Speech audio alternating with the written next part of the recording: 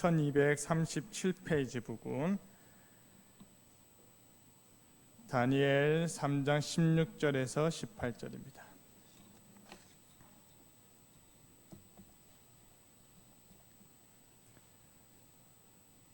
우리 한 목소리로 읽겠습니다. 사드락과 메삭과 아벳느고가 왕에게 대답했습니다. 느부갓셋날 왕이시여, 이 일에 대해서는 우리가 왕께 답할 필요가 없습니다. 만약 우리가 용광로 속에 던져진다 하더라도 우리가 섬기는 하나님께서 우리를 불타는 용광로와 왕의 손에서 구해내실 것입니다. 왕이시여, 하나님께서 우리를 구해주지 않으셔도 우리는 왕의 신들을 섬기지 않을 것이며 왕이 세운 황금 신상에도 절하지 않을 것이니 그리 알아주십시오. 아멘.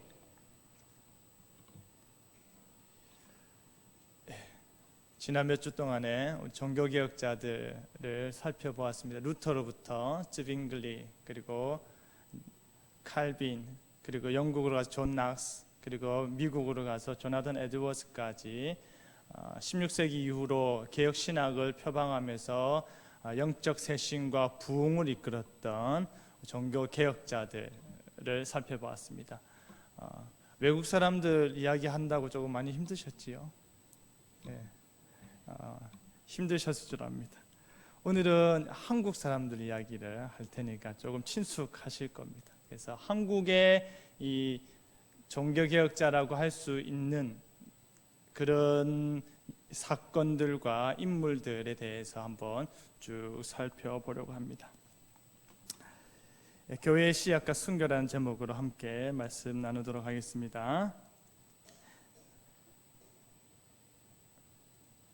한반도 내 개신교 선교가 1884년에서 85년, 그러니까 미국 선교사들이 처음으로 시작한 것으로 알려져 있는데요. 그 이전에도 여러 가지 통로를 통해서 복음이 들어오기 시작했습니다.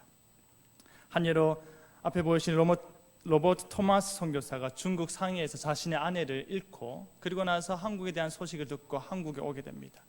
그리고 그가 1864년 미국 상선 제너럴 셔먼호를 타고 대동강을 통해서 평양까지 이르렀다가 평양 수비대에 붙잡혀가지고 강기슭에서 무릎을 꿇고 기도하는 가운데 흥분한 수비병들에게 죽임을 당하게 됩니다. 토마스 목사를 죽인 병사는요, 자기가 착한 사람을 죽였다라고 후회하면서 토마스 선교사님이 죽기 전에 건넸던 그 성경책을 가지고 집에 갔습니다. 가져가서 지금 뭐 했을까요? 도배를 했습니다. 성경책을 도배를 했다가 후에 그 글귀를 읽고 마음의 깨달음을 받아서 회심하고 예수님을 믿었다라는 이야기가 있습니다. 이 토마스 목사님의 죽음을 통해서 유럽과 미국 교회들이 본격적으로 한국에 대해서 관심을 가지기 시작했는데요. 본격적인 개신교 선교는 한국의 문화가 개방되는 과정에서 시작되는데, 당시에 조선이라는 시기에는 종교의 자유가 보장되지 않았습니다. 따라서 선교사들은 직접적으로 복음을 전하기보다는요, 이제 학교나 병원들을 통해서 했습니다. 그래서 1885년에 알렌을 통해서 제중원이라는 최초의 근대 병원이, 아펜젤레를 통해서는 배제학당이, 그리고 스크랜턴을 통해서는 이화학당이 만들어졌지요. 앞에 보이는 세 명이 기독교 선교사 이곳에 첫 발을 딛다, 우리 한국에 왔던 최초의 선교사라고 일컬어집니다. 한국을 목적으로 해서 온 최초의 선교사라는 말입니다. 중국을 갔다가 건너온 사람들 말고 한국을 목적으로 오신 분들. 초창기 기독교가 이들을 통해서 교육과 병원을 통해서 전파되었는데, 주목할 만한 사실은 선교사들이 들어오기 전부터 성경이 번역되었다는 것입니다. 성경이 번역되어서 이미 한국으로 들어왔고요. 그러는 가운데 많은 구도자들이 생겨났습니다. 그래서 그 선교사들이 성경 번역과 개정의 힘을 모아가지고 더 많은 사람들이 성경 읽도록 했는데, 왜냐하면 번역상의 오류와 평안도로 들어와서 평안도 사투리로 번역이 되다 보니까 이해하기가 너무 힘들었다는 것이죠. 그래서 그 일을 가장 먼저 한 사람이 언더우드 선교사님입니다. 앞에 보시면 두 번째로 있으신 분이시죠. 언더우드 선교사님이 해고하기를 중국어 단어들로 가득 차 있고 성경이 형편없는 철자와 형편없는 인쇄로 처음부터 성경을 다시 번역할 수밖에 없었다라는 것입니다. 그래서 성경번역위원회가 구성이 되어가지고 번역을 시작하게 했고, 신약이 먼저 그리고 구약이 나중에 된 다음에 1910년에 이르러서야 신구약 성경이 완전히 번역이 되었습니다. 이 성경을 가리켜서 흔히 구역 성경이라고 하는데요, 1937년에 개역 성경에 견주어서 개역되기 전 구역 성경이라는 것이지요.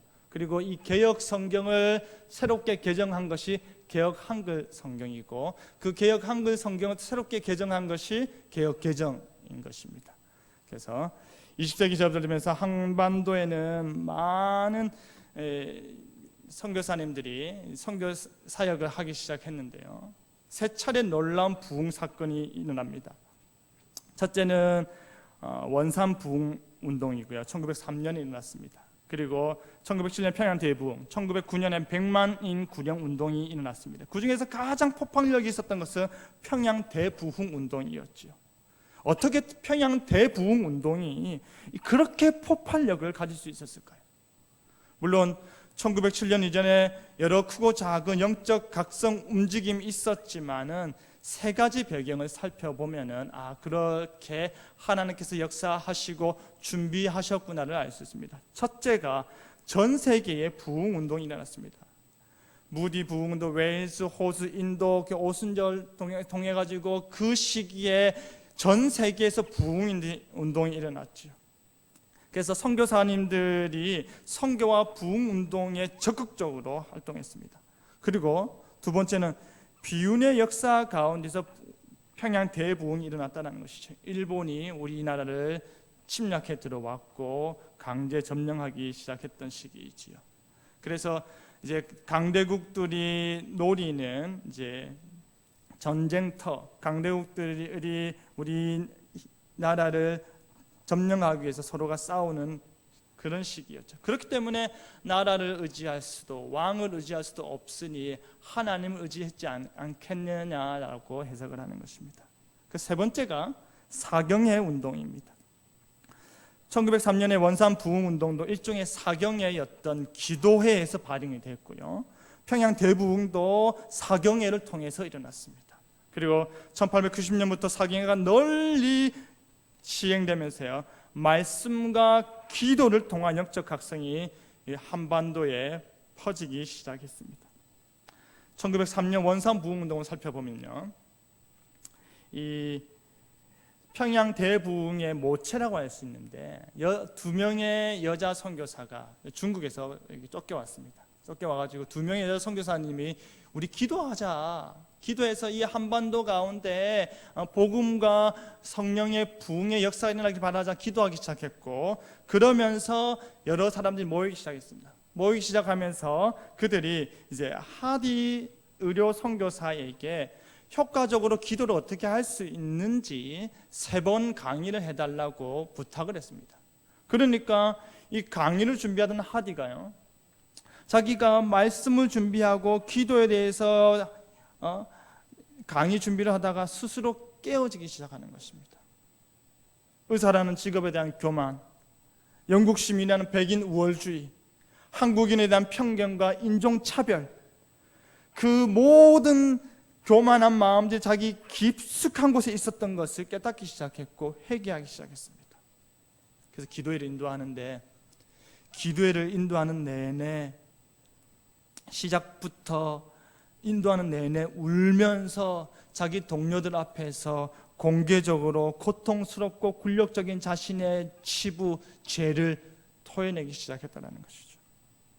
그러니까 동료들도 성령의 강권적 역사 앞에서 그 자신들의 교만함과 죄와 모든 것들을 내려놓기 시작했고, 그 동료들을 통해서 또다시 한국 사람들에게 회개 운동이 퍼져갔던 것입니다. 은혜를 받은 하디 선교사는 마치 베드로가 예수님을 처음 만났을 때와 베드로 전후서를 썼을 때와 같이 변화된 것처럼 크게 변화되었다고 합니다. 내가 하디 선교사한테 치료를 받느니 아예 아프고 말겠다라고 하고 했던 환자들이요, 이제는 하디 선교사 얼굴만 보고 손만 맞아도 나을 것 같다라는 그런 변화된 모습을 보였다는 것이죠. 여러분, 은혜를 받으면요, 성품과 인격과 삶이 변하는 것입니다.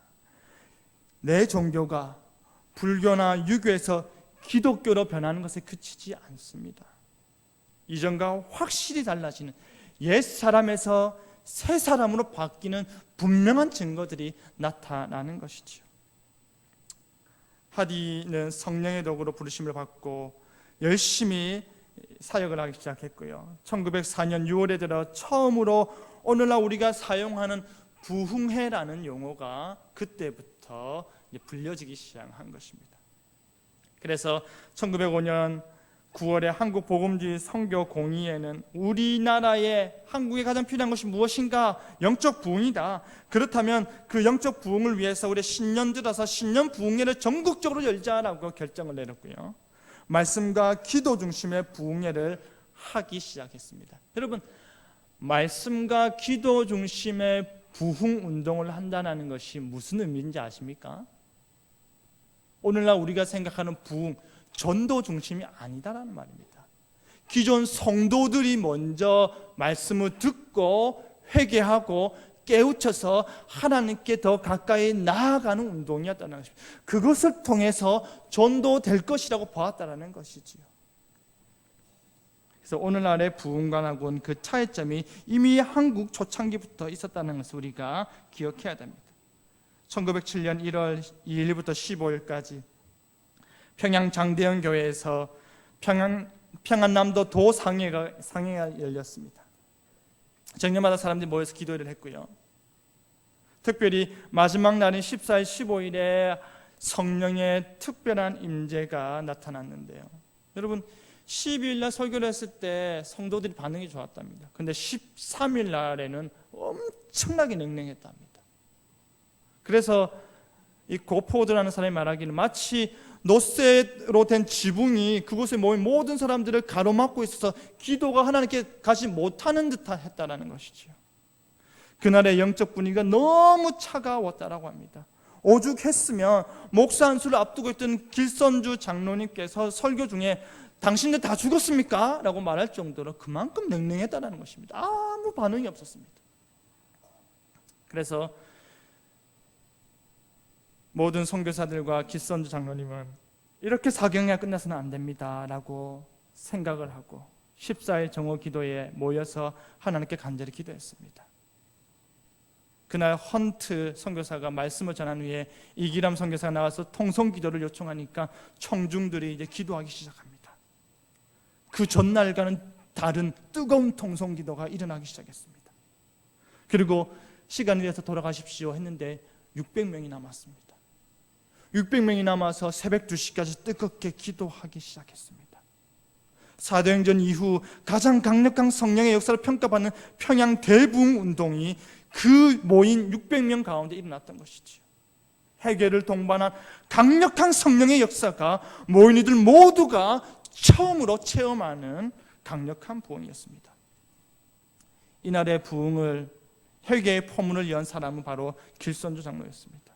1년 전 세상을 떠난 자기 친구가 자신의 재산을 정리해달라고 하면서 부탁을 했는데 길선주 장로가 거기에서 100달러에 해당하는 거금을 몰래 빼돌렸죠. 그것이 마음에 걸렸습니다. 그러면서 600명이 모인 사람들 앞에 나와가지고 나는 아간과 같은 놈입니다. 친구가 죽어가며 아내 대신 재산을 정리해달라고 맡긴 돈을 내 마음대로 가져갔습니다. 주여, 저 같은 놈도 용서해 줄 수 있으십니까? 그렇게 기도하면서 울기 시작하니까요, 그 자리에 있던 사람들이 하나 둘씩 나와서 회개하기 시작했습니다. 한 사람은 병들어 아파하는 만화를 보면서 매일 술만 마시고 빨리 죽어버리라고 저주했습니다. 주여, 용서해 주십시오. 하나님께서 싫어하는 일을 일삼았습니다. 내가 죄를 지었습니다. 용서해 주십시오. 그렇게 한 사람 두 사람씩 회개를 하기 시작하니까 말할 수 없는 놀라운 성령의 임재가 나타나였고, 그 모습을 바라봤던 미국의 선교사 이 조지 맥큐이라는 분은 미국 북장로교 총무 브라운에게 보고하기를 흥분을 감추지 못하고 웨일즈와 인도에서의 성령의 역사를 훨씬 능가하도록 성령이 임재하였다라고 했습니다.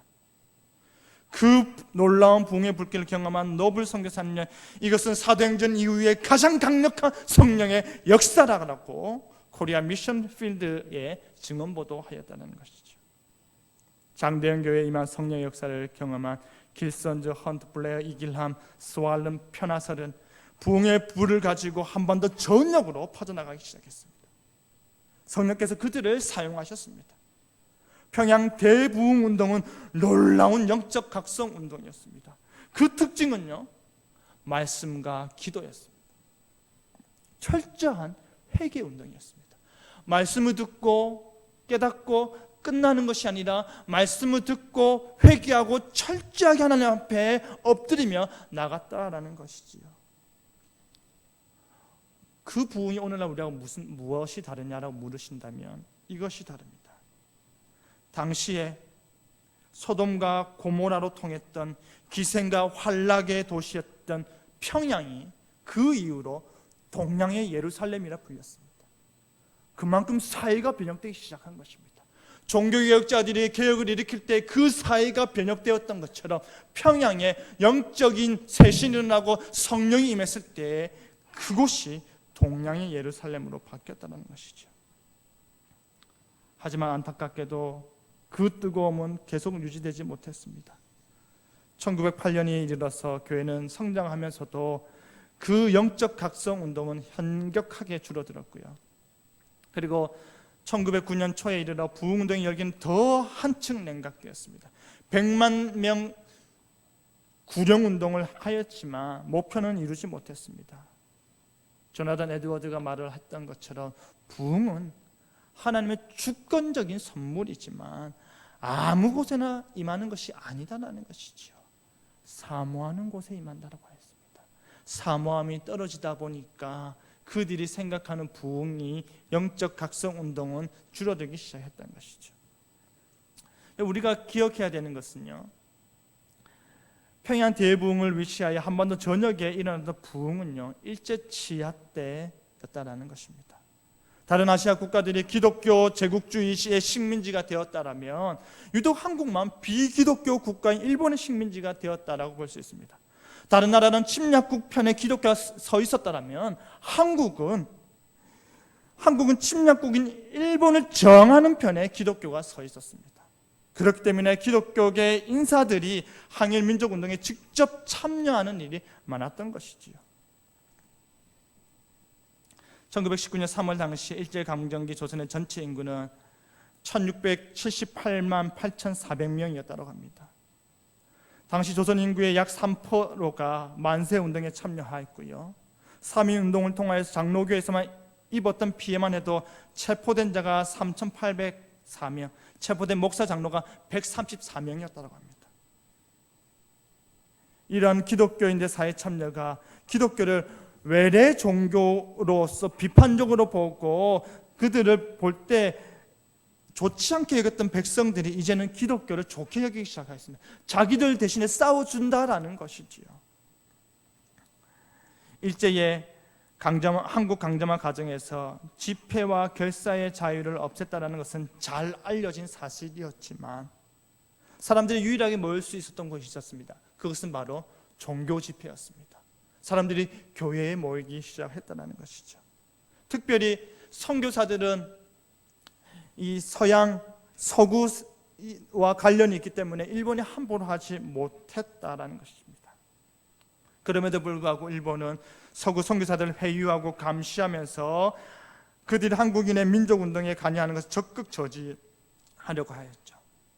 1915년 8월에는 포교 규칙의 제정과 사립학교 규칙의 개정을 통해서요, 모든 일거수일투족을 감시하고 허락을 받아야만이 그 종교 행위를 할 수 있었습니다. 이력서를 첨부하고 허락을 받아야 했다라는 것입니다.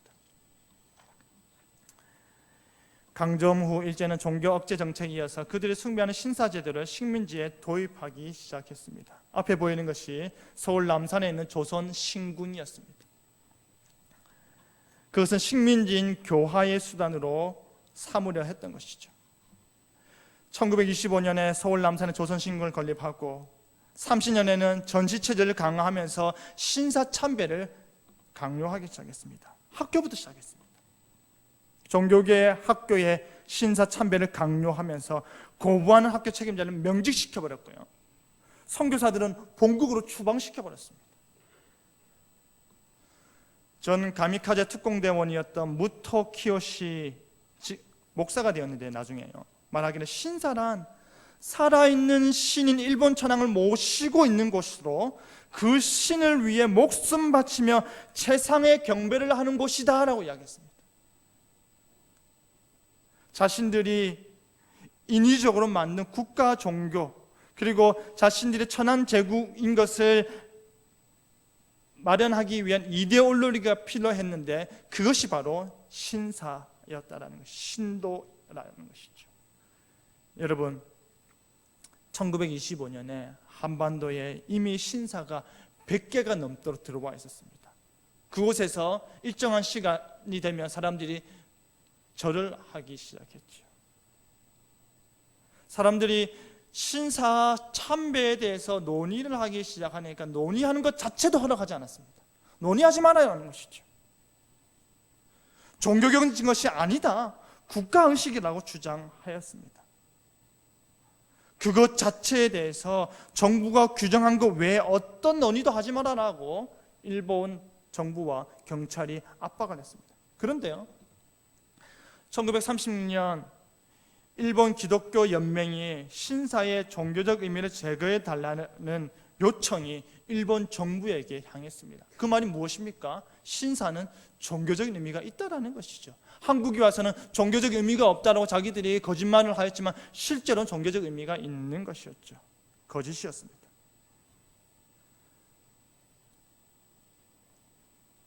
평양치 선교사들이 신사 참배 반대 입장을 가졌는데요. 한국인 목회자들이 영향을 끼쳤습니다. 무서운 압력이 교회에 가해질 것이라는 것도 또 우리들 대부분은 그것에 견뎌내지 못할지도 모른다는 것도 알고 있습니다. 그렇기 때문에 어떤 일이 일어나더라도 교회의 신앙을 지킬 수 있도록 오늘날 선교사 여러분께서 잘 부탁드립니다. 우리 힘으로는 안 되는데 당신들은 서구의 세력이 있으니까 당신들이 버텨준다면 우리도 버틸 수 있을 것 같습니다 라고 부탁하는 것이었습니다.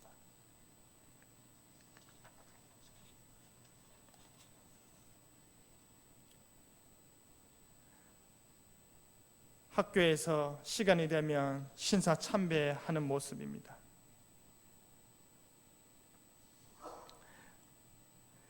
선교사들도 신사 참배에 대한 찬반 논쟁이 있었는데요. 부산에 용두산 공원이 예전에 신사가 있었던 것입니다. 지금은 없어졌습니다. 지금은 가도 어디에 있었는지 알 수가 없는데 예전에 용두산 공원에 신사가 있었습니다. 66년 전에 사라졌죠. 그래서 부산 지역을 이제 우리가 기독교 역사를 이렇게 곳곳을 찾아볼 때 용두산공원을 가야 됩니다. 가서 이곳에서 신사가 있었다는 흔적을 우리가 한번 보는 것이 정말로 유익하죠. 선교사들도 신사 참배에 대한 찬반이 나누어졌는데요. 한국 교회도 다를 바가 없었습니다. 선교사들 가운데서는 복음을 전해야 하는 것이 맞지 않느냐, 그래서 신사 참배 반대해야 된다. 신사 참배 반대하면 우리가 세운 학교와 병원은 문 닫아야 되지 않느냐, 그러니까 신사 참배하자. 이렇게 두 분류로 선교사들이 나눠졌습니다. 한국 교회도 다를 바가 없었습니다. 굴복하자, 눈치 보면서 일제강압 위협에 굴복하는 교단들이 있었습니다. 애석하게도 교단적인 차원에서 끝까지 항거하고 투쟁했던 교단은 단 하나도 없었습니다. 1930년 초에 천주교가, 1938년에 감리교, 안식교, 성결교, 성공회가 신사 참배를 수용하였습니다. 가장 끈질기게 버텼던 교단이 장로교인데요. 하지만 일제당국이 집요한 위협과 강제력으로 인해서 외곽에서 조금씩 쪼여오기 시작하니까 결국에는 장로교도 신사참배 결의를 결정하게 되었습니다. 1938년 각 노예별로 신사참배 유도 강제하기 시작했고요. 2월 9일 조선에서 가장 교세가 강한 평북노예가 일제에 굴복하고 신사는 국가의식이라 신사참배를 사실상 결의해버렸습니다. 뒤이어 2월 3일 중에 총회산의 전국 23개 노예 중에 17개 노예가 신사참배를 결의했습니다. 이런 분위기 가운데 1938년 9월 9일에 평양 서문박 예배당에서 제27회 조선예수교 장로회 총회가 열렸습니다. 총회가 열리기 전에요, 경찰들이 신사참배를 반대하는 지도자인 주길처 목사님, 이기선 목사님, 김선도 목사님들을 다 구금해 버렸습니다. 총회 참석 못하게 했습니다. 그리고 선교사들과 총대들에게 신사참배 결의를 방해하지 않도록 엄중하게 경고를 하였습니다. 그리고 신사참배를 불법적으로 가결시키게 했는데요, 그 상황을 목도했던 김양선은 이렇게 말을 합니다. 교회당 내에, 총회가 재개될 교회당 내에 수백 명의 사법 건관들이 그곳을 점령했답니다. 완전 포위했고요. 강단 아래에는요, 고위 경관 수십 명이 긴 검을 들고 쭉 서 있었답니다.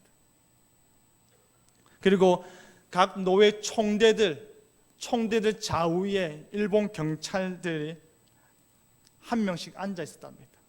한 사람 건너서 한 명씩 옆에 두 명씩 앉아 있는 것이죠. 그러면서 후면과 좌우에 무술경관 100여 명이 눈을 부라리고 지켜보고 있었다는 것입니다. 그러니까 평양노회장 박응률 목사가 신사참배 결의와 성명서 발표를 긴급 제안했습니다. 그러니까 박임년 목사와 길임선 목사가 동의 제청을 했습니다. 총회장이었던 홍택기 목사는 온몸을 부들부들 떨면서 이 안건이 가하면 이해하십시오 했습니다. 206명이 앉아 있었는데요,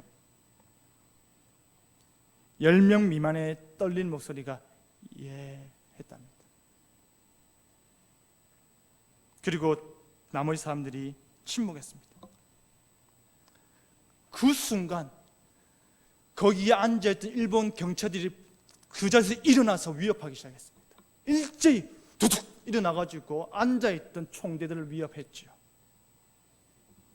당황한 총회장은, 홍택기 목사는 불을 묻지도 않고 만장일치로 가결되었습니다 라고 해버렸습니다. 그러니까 외국에서 온 선교사님들은 그것은 불법입니다, 부당합니다라고 외치기 시작했고, 그러다 보니까 이 사람들은, 경찰관들은 강력하게 제지하며 발언을 막기 시작했고, 거기에 못 찾고 선교사들이 30명이 전원이 차례로 기립하면서 불법이요 항의합니다, 불법이요 항의합니다 외쳤고, 이러한 소란 가운데 총회 서기는 성명서를 낭독해버렸습니다. 그리고 즉시 실행할 것을 요청하였죠. 12시에 부회장 김기철 목사는 전국 노회장 23명을 데리고요, 평양 신사에 참배를 하러 갔습니다. 부들부들 떨면서 10명 미만의 사람이 이해했는데, 김길창 목상을 위시해서 23명이 다 같이 가서 그곳에 신사참배를 한 것입니다. 침묵하였던 교회 지도자들과 교인들은 총회가 결의를 했으니 이제는 어떻게 했겠습니까? 떳떳하게 신사참배하는 것입니다.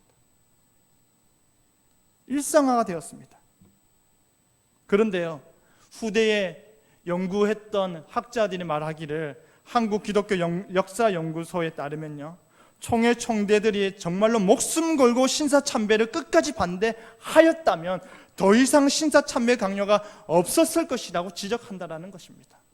그 말이 무엇이냐면 근거가 있습니다. 총대들이 반대할 경우 더 이상 강요하지 않겠다라는 일본 정부 측의 약속이 이미 있었다라는 것이지요. 그런데 그 위협에 넘어가 버렸습니다. 일본 경찰의 협박에 넘어갔지요. 왼쪽을 보시면 일본에서 신사참배를 한 목사님들이고요. 오른쪽은 부산 송도 앞바다에서 천조 대신 이름으로 다시 세례를 받는 목사들입니다. 목사들이 성부, 성자, 성령의 이름으로 세례를 받았는데 이제는 천조 대신 일본 천황의 이름으로 세례를 다시 받는 것입니다. 받고 교회에서 설교를 했죠.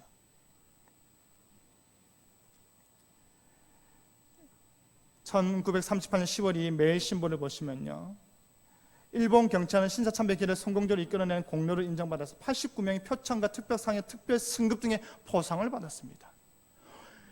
그러니까 그 순간에 잘못된 결정으로 인해서 한국의 모든 교회는 신사참배를 하게 되었고 일본 경찰들은 승진했다라는 것입니다. 총회노회 연회 때마다 총대 목사 장로들은 각 지역 신사를 찾아 집단 참배를 했습니다. 앞에 보이는 가운데가 홍택기 목사고 그 옆이 김길창입니다. 신사참배를 주도했던 목사들이죠. 한국 장로교 대표자들이 자의로 일본까지 가서 신사참배를 했고 그 중 한 사람이 이렇게 말을 했습니다. 신사참배를 우상숭배라 한다면 이는 불경죄다. 홍병성 목사는요, 조선기독교도는 한국 신민으로 제 행사를 충성스럽게 행해야 하고 국가 선조를 숭배하는 신사참배 곧 예배하는 것이 당연하며 일어날 필요가 없다라고 했습니다. 1938년 제27회 장로교 총회는요, 한국 장로교회가 일본적 종교로 개종, 새로운 출발을 하게 되었음을 신사참배 결의를 조선 총독부에 보고했답니다. 그뿐 아닙니다. 신사참배라는 우상숭배를 결의 시행함과 동시에 이를 반대하는 자들을 파면하고 제명시켜버렸습니다. 교회에서. 그뿐 아니라 동방요배, 즉 신이 사람이 되어 나타난 천황을 향해 절하게 했습니다. 한 가정이 하루에 3차례 4차례 시간이 되면 동방요배를 했습니다. 동쪽을 향하여서 일본의 천황이 있는 곳을 향해서 절을 하였죠. 한국에는 7, 8년 동안 주일 예배 때 동방요배를 실시하였습니다. 이게 주보입니다. 오이교회 원단 예배의 주보입니다. 주보에 제일 처음에 뭘 하냐면 한국용사께 감사하고 기미가요를 제창했습니다. 예배 때요.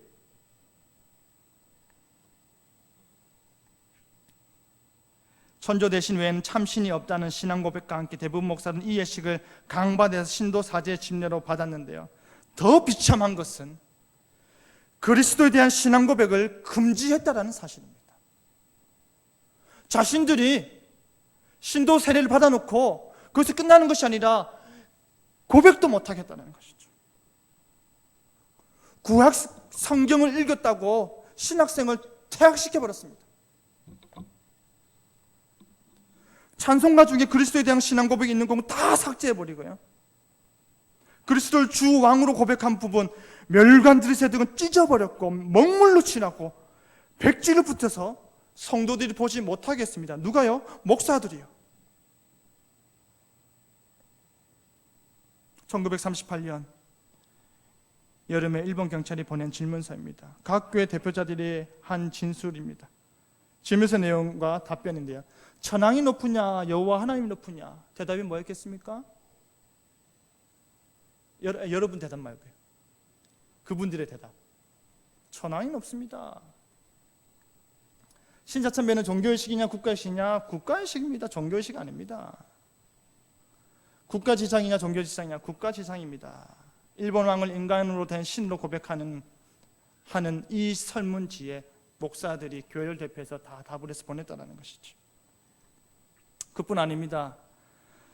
장로교 총회장 정인가가 일제를 위해서 비행기, 앰뷸런스 등을 기증하는 국방 헌금을 자유로 내겠다고 약속하고 이를 실천하였습니다.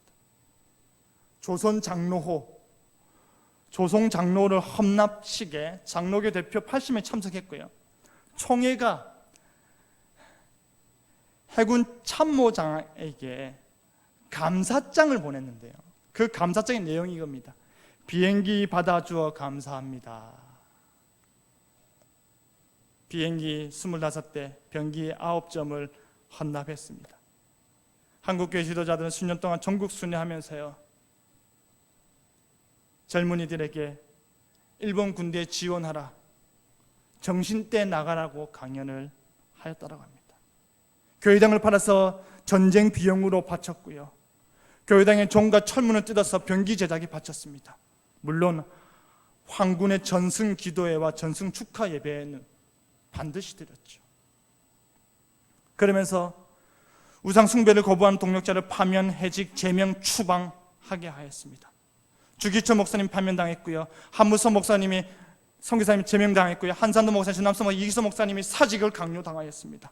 신자 참배를 거부한 성도들은 목숨건 투쟁을 통해서 옥중에서 한촌 사락방에서 산속의 암열톡을 해서 정통 한국 교회의 맥을 이어가고자 노력했는데, 정작 교회를 가지고 지도하는 목사들은 그들을 계속 구석으로 몰아넣었다는 것입니다. 추록 성도들은 신사 참배 성도들에게 일제 말기 행한 목사, 장로 안수와 세례를 취소할 것을 촉구하면서 회개하십시오, 하나님께 진노받게 될 것입니다 라고 경고하였는데요, 자숙을 따르지도 않고 그들이 대거 교회의 지도자가 되었고요, 신사 참배는 제가 아니다라고 고백했고 참회 고백한 것을 거부하였고요, 그 자수관을 폐지시켜버렸습니다. 그리고 신사 참배에 대해서 문제 제기하는 사람들 책벌하기로, 벌 주기로 결정했습니다. 그러한 과정 가운데 추록 성도 중심의 고신교단, 경남 법통노회가 장로교 총에서 축출당해 버렸고요, 고신교단은 불가피하게 독자교단으로 나오게 된 것입니다. 10계명 1, 2계명의 근거에 신자참배 제를 회개할 것을 요구한 고신교단은 해방 이후에 타 교단 학자들로부터요, 그들의 순교와 절개를 폄훼당하였습니다.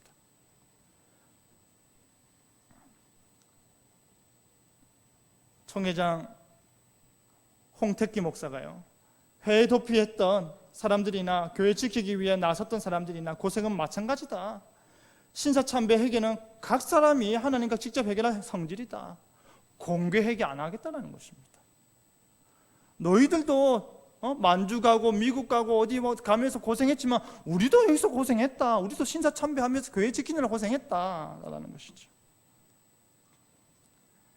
연세대학교 백낙준 교수님, 우상숭배라고 일제히 협력한 것은 어쩔 수 없는 상황이어서 이루어진 것이다. 그렇게라도 해서 한국교회를 유지해야 되지 않겠느냐라고 했습니다. 교회를 그렇게라도 해서 어쩔 수 없이 했다라는 것이죠. 윤성범 교수는요, 신사참배는 죄가 아니다. 그것을 한 것은 정당했다라는 것입니다. 이에 더해서요, 담대한 마음으로 신사참배가 신앙적 대상이 될 수 없음을 확신하고 행했다면 그들은 바울이 말한 믿음이 강한 자들이다.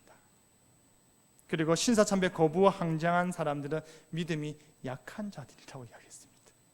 신사참배한 사람들은 믿음이 강한 사람들이고, 신사참배 거부하고 순교당하고 핍박당하고 옥에 갇힌 사람들은 믿음이 약한 사람이라는 것이죠. 김재준 교수는요, 수년 동안 톡을 암열해서 숨어 다니는 성도들이 갑자기 나타나 그 일을 태양같이 빛내려 합니다. 옥중 성도들이 분풀이를 합니다 라고 고신을 비롯해서 신사참배 반대자들을 깎아내렸습니다. 실제로 36개 총회 때 신사참배 반대로 인해 옥살이하고 나온 추록 성도들을요, 총회는 여지없이 정죄해버렸습니다. 고신계열의 추록 성도들은 이에 굴하지 않고 경남 법통내를 조직하였는데요, 그 법통내를 조직하니까 독선 신앙을 가시한다라고 또 비난하였습니다.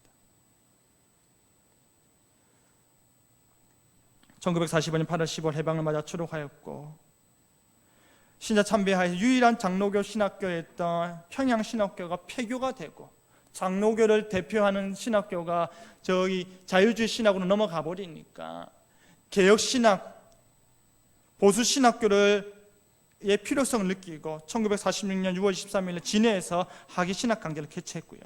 9월 20일에 한상도 목사님과 준한선 목사를 주축이 되어 고려신학교를 개교하였습니다. 그러나 총회 대부분의 사람들이 신사 참배를 했던 사람들이니까 그들이 회귀한 논리를 가지고 자신들의 권력을 행사하기 시작했는데요. 48년에는 신학교 학생 추천을 해주지 않겠다라고 했습니다. 너희들은 우리랑 상관없는 존재들이니까 너희들에게 신학생 추천하지 않겠다라는 것이죠. 이때부터 총회 내에 추록 성도들이 중심된 고려신학을 거세하려는 움직임이 일기 시작했고요. 그 이후로부터 오늘날에 이르기까지 타 교단에서는 고신교단을 향하여서 손가락질하고 욕을 하지요. 순교의 터 위에 세워진 교단이라고. 말은 존경하고 좋은 교단, 정말 우리 한국에 없어서는 안 될 교단이라고 하면서 역사적인 글 가운데서는 끊임없이 비난을 하고 욕을 했죠. 1948년 12월에 손양원 목사님을 중심으로 해서 고려신학교 총무로 취임했고요. 손양원 목사님이.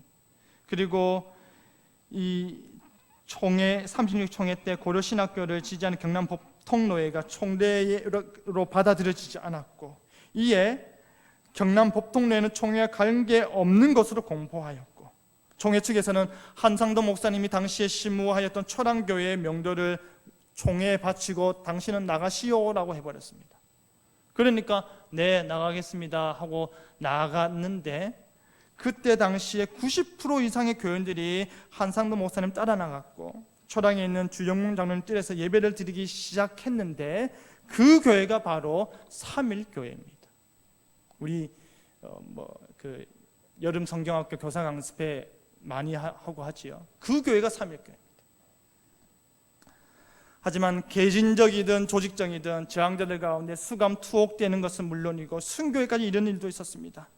신사참배의 거부를 권유하고 거부자들의 결속을 강화하는 중심 인물로 국내에서는 평안남대 주기철 목사님, 평안북대 이익서 목사님, 경상남대 한산도 목사님, 전라남대 송영 목사님들이 있었습니다. 이들 중에 주기철 목사님은요, 평양신학교 부흥에서 일사각오라는 제목으로 설교를 하셨고 신사참배 반대를 교사했다고 검거당했습니다. 4차례 검거당했고 7년 동안 옥살이를 했습니다. 그리고 1944년 4월 20일 날 평양 감옥에서 순교하셨습니다. 39년 2월 5일 주일날 죄수복을 입은 상태로 산정원교회 강단에 올라선 주기철 목사님이 5가지 나의 기도라는 제목으로 설교를 했습니다. 그 대략적인 내용을 읽어드리겠습니다. 첫째, 나의 기도는 죽음의 권세로부터 이기게 하여 주시옵소서입니다. 주님을 위하여 10번 죽어도 좋지만 주님을 버리고 내가 100년 1000년 산들 그것이 무슨 삶이리요. 오직 일사각오가 있을 뿐이오니 이 목숨 아끼다 오직 우리 주님 욕되게 하지 않게 사망의 권세에게 나를 이기게 하여 주시옵소서. 둘째, 나의 기도는 장시간의 고난을 이기게 하여 주시옵소서. 한두 번 받는 고난은 혹 이길 수 있으나 오래 끄는 장기간의 고난은 견디기가 참 어렵습니다.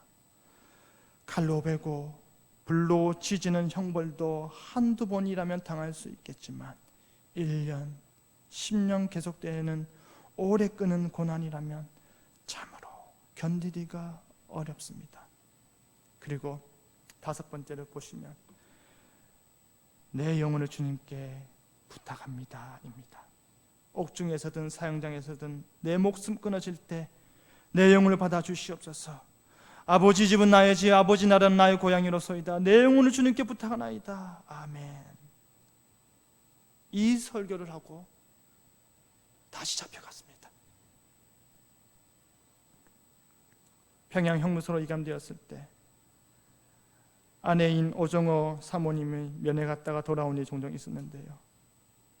44년 4월 마지막 면회 때 대화입니다.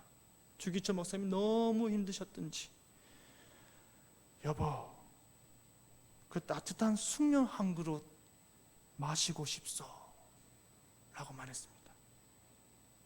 긴 수감 생활과 잔혹한 고문으로 무너질 대로 무너진 그의 앙상한 육신은 목을 축이고 속을 조금이라도 따뜻하게 하고 싶었던 것입니다. 그래서 아내 오정호 사모가 지금 조선교회 교인들이 당신을 위해 기도하고 있습니다.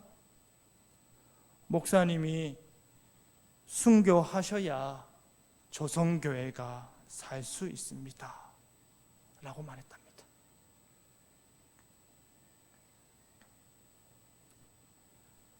주 목사님께서 순교하시고 입간 예배 때 사람들이 하도 우니까 비장한 얼굴로 사모님이 일어나서 이렇게 말했답니다. 여러분, 지금은 울 때가 아닙니다. 지금은 기도할 때입니다.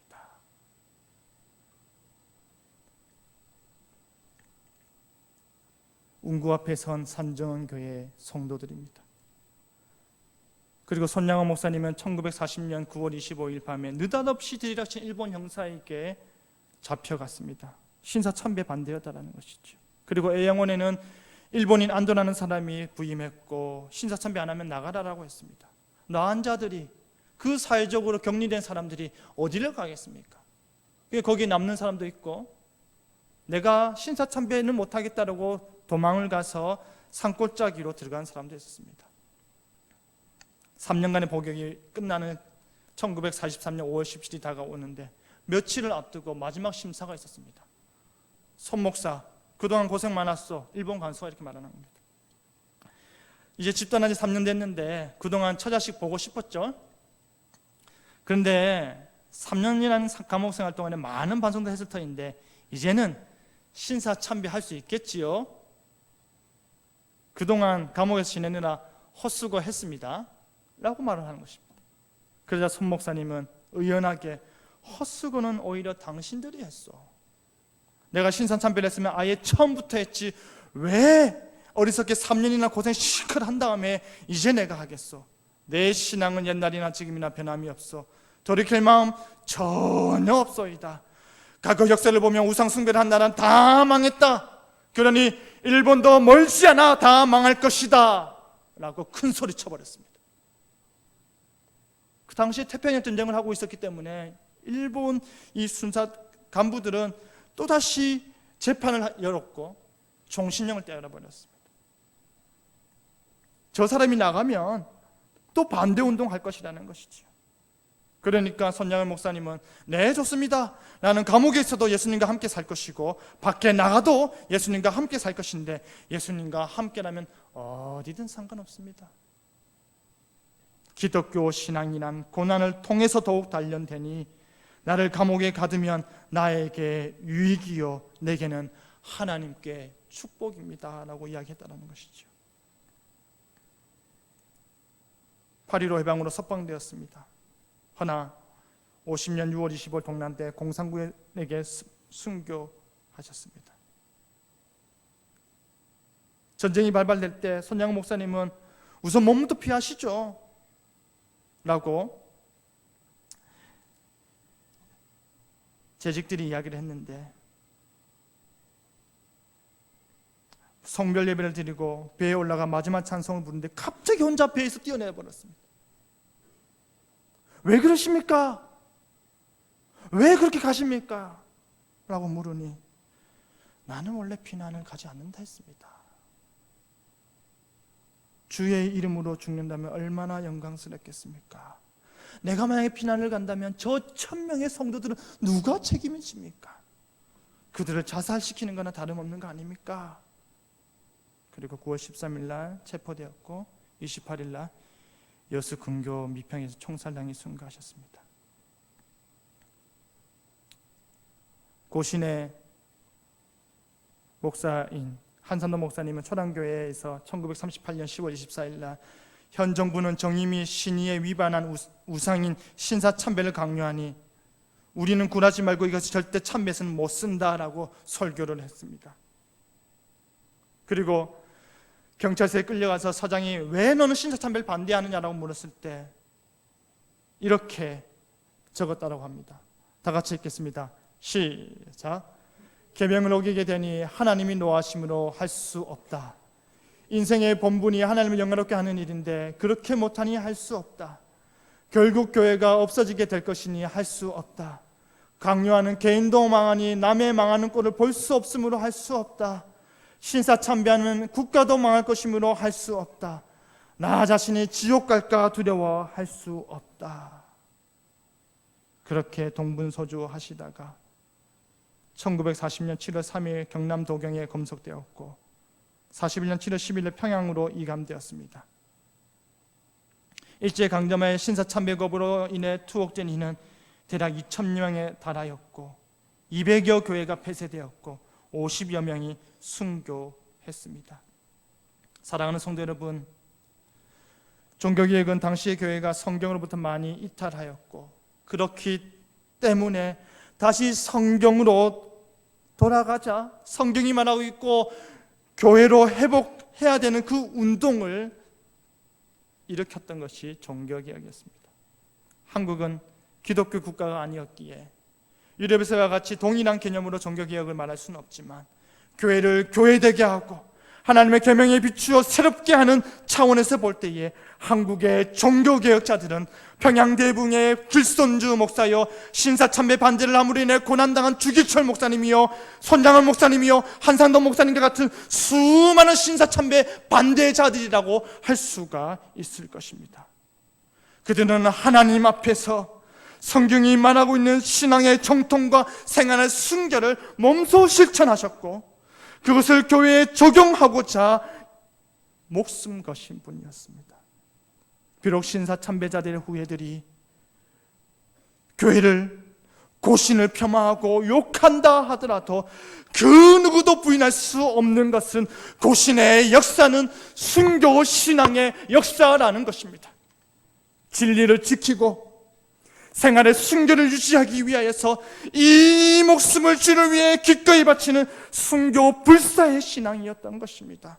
정통 신앙을 파수하고 신앙의 순결이 그들의 고통스러운 생활 생활과 순결의 순간을 지켜줬던 것입니다. 사랑하는 성도 여러분,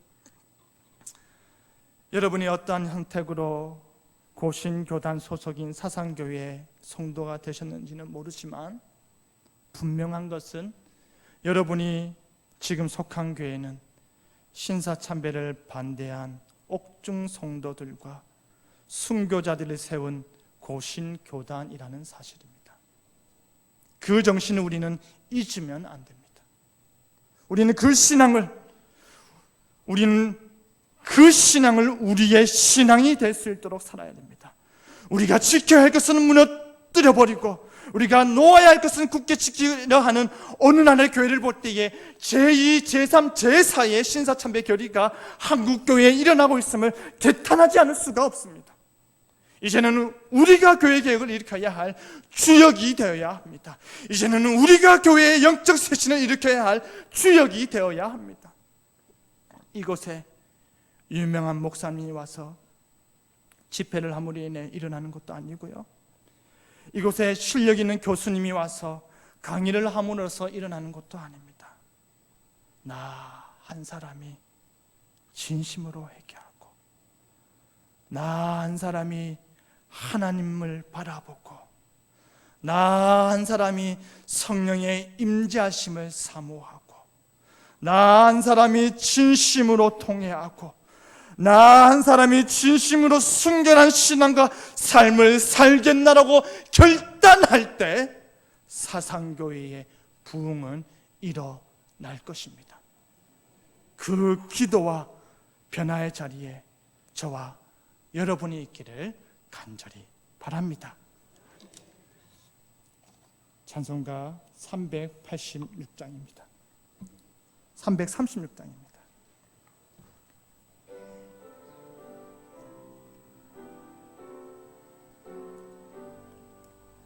환난과 핍박 중에도 성도는